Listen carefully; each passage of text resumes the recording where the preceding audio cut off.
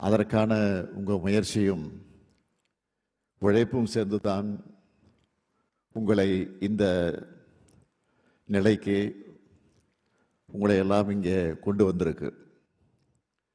இனிதான் உங்களுக்கு பொறுப்பும் சமூக கடமையும் அதிகமாகுது. போலீஸ் இருக்காங்க, அவங்க நம்மளை பார்த்துப்பாங்க என்ற நம்பிக்கையில் தான் மக்கள் சுதந்திரமாக வெளியில் நடமாடுறாங்க.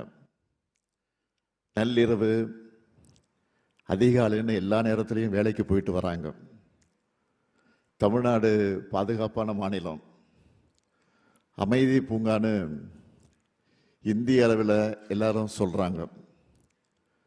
முதலீடுகளை மேற்கொள்ளக்கூடிய சிறந்த இடம்னு உலக அளவிலான நிறுவனங்கள் நம்முடைய தமிழ்நாட்டை தேடி வராங்கன்னா அந்த நம்பிக்கையை புதுசாக பணியில் சேர்ந்திருக்கக்கூடிய நீங்களும் காப்பாற்றணும். தமிழ்நாட்டின் எதிர்காலமே உங்கள் கையில்தான் இருக்கிறது என்ற பொறுப்புணர்வு உங்கள் ஒவ்வொருத்தருக்கும் இருக்கணும். உங்களுக்கு வழங்கப்பட்டிருக்கக்கூடிய அதிகாரத்தை மக்களுக்கு முறையாக பயன்படுத்தணும். ஒரு காவலர் நல்லது செய்கிற செய்தி மீடியாக்களில் வரும்போது ஒட்டுமொத்தமாக அந்த துறைக்கே பெருமையை தெளித்தருது. எடுத்துக்காட்டு ஒன்று சொல்கிறேன்.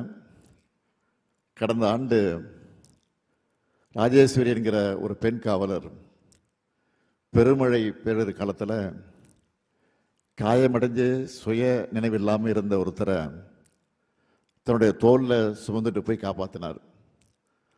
அவரை நான் வீட்டுக்கே நேரில் அழைச்சி பாராட்டினேன். ஏன் சொல்கிறேன்னா, காவலர் பணி மனித நேயத்தோடு இணைஞ்சது. வீரத்தின் அடித்தளம் எது தெரியுமா? அன்புதான். அதே போல் இன்னொரு பக்கம், எங்கேயோ ஒரு காவலர் தப்பு செஞ்சாலும் ஒட்டுமொத்த துறை மீதும் மக்கள் வச்சிருக்கக்கூடிய நம்பிக்கையை அது பாதிக்கும். அதை உணர்ந்து நீங்கள் ஒவ்வொருத்தரும் கவனமாக செயல்படணும். செயல்படுவீங்கன்னு நான் நிச்சயமாக நம்புகிறேன். காவல்துறை பொதுமக்களின் நண்பன்னு சொல்கிறது வெறும் வார்த்தையாக இல்லாமல், வெறும் வாசகமாக இல்லாமல், ரியாலிட்டியில் நீங்கள் அதை ப்ரூவ் பண்ணணும். காவலர்னால் மக்களுக்கு காட்சிக்கு எளியவர்களாக கனிவாக நடந்துக்குங்க. உங்களுடைய உறுதி செய்கிற வேலையில் தெரியணும். இரும்பு கரத்தை குற்றத்தை தடுக்கிறதுக்கு பயன்படுத்தணும். புகார் கொடுக்க வரவங்ககிட்ட மரியாதை, புன்னகை, அக்கறை இவைகளெல்லாம் இருக்கணும். அந்த கேரக்டரை காட்டுங்க. குறிப்பாக பெண்கள் குழந்தைகளுக்கு எதிரான குற்றங்களை விசாரிக்கும் போது மிக மிக ஜாக்கிரதையாக கையாளணும். சென்சிபிளாக நடந்துக்கணும். இந்த துறைக்கு பொறுப்பு வைக்கிற முதலமைச்சராக இது என்னுடைய கோரிக்கை மட்டும் இல்லை, 100% நீங்கள் கடைபிடிக்க வேண்டிய உத்தரவு. அதே போல் போதைப் பொருட்கள் நடமாட்டம், அதனுடைய விற்பனையை தடுக்கிறதுலையும் ஜீரோ டாலரன்ஸ் என்ற பாலிசியை நீங்கள் பயன்படுத்தணும். உங்கள் எல்லார் வீட்லேயும் குழந்தைங்க இருப்பாங்க. யார் பாதிக்கப்பட்டாலும் போதை என்ன ஆபத்து நாளை நம்ம வீட்டு குழந்தைகளையும் பாதிக்கும்னு உணர்ந்து பர்சனல் இன்வால்மெண்ட்டோட நீங்கள் செயல்படணும். நான் இன்சார்ஜாக இருக்கக்கூடிய பகுதியில் என்னை மீறி ஒரு குற்ற சம்பவம் நடக்க விட மாட்டேன்னு நீங்கள் ஒவ்வொருத்தரும் உங்களுக்குள்ள ஒரு ரெசல்யூஷனை எடுத்துக்கணும். என்னடா வந்ததுலேருந்து மக்கள் நலனுக்காக மட்டும் சொல்கிறாரு, நம்ம நலனுக்கு எதுவும் இல்லையேன்னு நீங்கள் நினைக்கிறது எனக்கு தெரியுது.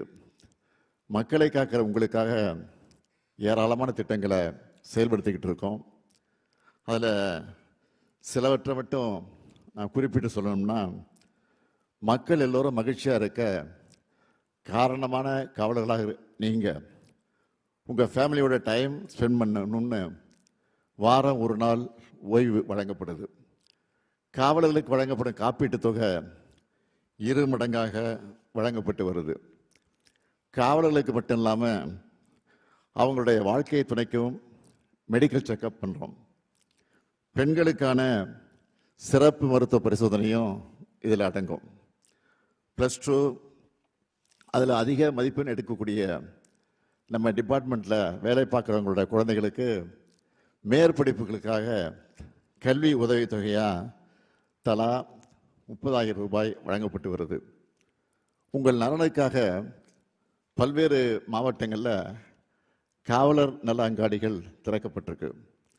சமீபத்தில் கூட தென்காசி, ராணிப்பேட்டை, செங்கற்பட்டு, மயிலாடுதுறை ஆகிய புதிய மாவட்டங்களில் திறந்து வச்சிருக்கிறோம். இரவு ரோந்து பணிகளுக்கு போகக்கூடியவங்களுக்கு சிறப்பு படி வழங்கப்பட்டு வருது. பெண் காவலர்களுக்கான ஒர்க் லைஃப் பேலன்ஸ் குறித்த ஆனந்தம் பயிற்சி திட்டம் செயல்படுத்தப்பட்டு வருது. காவலர், தலைமை காவலர், உதவி ஆய்வாளர், ஆய்வாளர் மற்றும் துணை கண்காணிப்பாளர் ஆகியோருக்கு வழங்கப்பட்ட குடிமனை வீடுகளின் அளவு விகிதாச்சாரப்படி உயர்த்தி வழங்கப்பட்டு வருது. இன்னும் சில டேட்டாக்களை சொல்கிறேன். எஸ்எஸ்எல்சி +2ல் டாப் 10ல் வந்த நம்ம காவலர்களின் குழந்தைகள் 2493 பேருக்கு நம்ம ஆட்சியில் 1,33,00,000 ரூபாய் பரிசு தொகை வழங்கப்பட்டிருக்கு. நம்ம அரசு பொறுப்பேற்றதிலிருந்து 66 துணை கண்காணிப்பாளர்களும் 1065 காவல் உதவி ஆய்வாளர்களும் 16,199 2ஆம் நிலை காவலர்கள்னு மொத்தம் 17,330 நபர்கள் தமிழ்நாடு காவல்துறைக்கு தேர்வு செய்யப்பட்டு பணியில் அமர்த்தப்பட்டிருக்காங்க. மேலும்